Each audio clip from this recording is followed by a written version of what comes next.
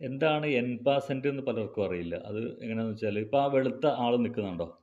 ആ വെളുത്ത ആൾ നിൽക്കുന്ന സമയത്ത്, അവിടെ ഉള്ള സമയത്ത് നമ്മുടെ ഈ കറുത്ത ആൾ ഇങ്ങോട്ട് പാസ് ചെയ്താൽ, അതായത് 2 കളം മുന്നോട്ട് വന്നാൽ പിന്നെ ഈ വെളുത്ത ആളിന് ഇതിനെ വെട്ടിയെടുക്കാം. അതായത് ഇങ്ങോട്ട് നീങ്ങിയിട്ട് ഇതിനെ വെട്ടിയിട്ട് എടുക്കാം. ഇതിനാണ് എൻ പാസന്റ് പോൺ വെട്ട് എന്ന് പറയുന്നത്. അതായത് ഒന്നുകൂടി കാണിക്കാം. പിന്നെ ഈ വെളുത്ത ആൾ ഇവിടെയാണ്. ആ സമയത്ത് ഈ കറുത്ത ആൾ 2 സ്റ്റെപ്പ് കയറുകയാണ്.